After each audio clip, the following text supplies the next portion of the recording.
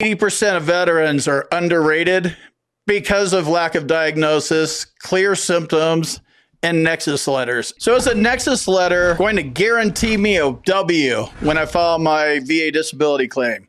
There is no guarantees with the VA. The VA is only reliable for like moving like a sloth and basically just sucking and full of excuses. So there are no guarantees. And then that kind of comes down to like who should write the Nexus letter. So the legal standard is a qualified medical professional. So depending on the type of claim, usually it's a mental health claim or like orthopedic, like broken bones and pain and migraines and sleep apnea and stuff like that is basically they fall in two different buckets. So qualified is a nurse practitioner, a PA, physician's assistant, or a MD, medical doctor. You may encounter one of those people in the CNP exam process, right? I've encountered nurse practitioners and doctors.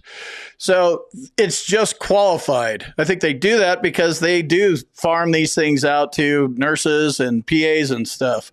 I think that you should probably just go to a doctor because that's a gamble I don't want to take. I don't want to say my nurse wrote a Nexus and then I'm going up against a doctor. I mean, they outrank them a lot. So just go get a doctor, whatever you decide to do. There are no guarantees with it. So you don't need to get the #1 sleep apnea specialist in the world. The VA doesn't care about him. Just get a doctor that's qualified to talk about sleep apnea and the disability you have a claim for and make sure they understand how to write Nexus letters. The prices are all over the board because there's no standard for this. So I get, going with cheap Nexus letters. If you could find that, cool, but just kind of, when you're buying cheap stuff from China, you typically get what you pay for. So cheap Nexus letters, when you're Googling that, just do some research. Get 3 opinions. Mom taught me that, right? Get the cheapest one you can find, the middle one you can find. You don't need to get the most expensive one, so just get 2. I have no idea how effective your Nexus letter is going to be. Either does the person that's writing it, and neither do you. Because once you get it, you have to file your claim, and it's up to the VA. It's up to a VA rater to make that call. And guess what? He's not a doctor either.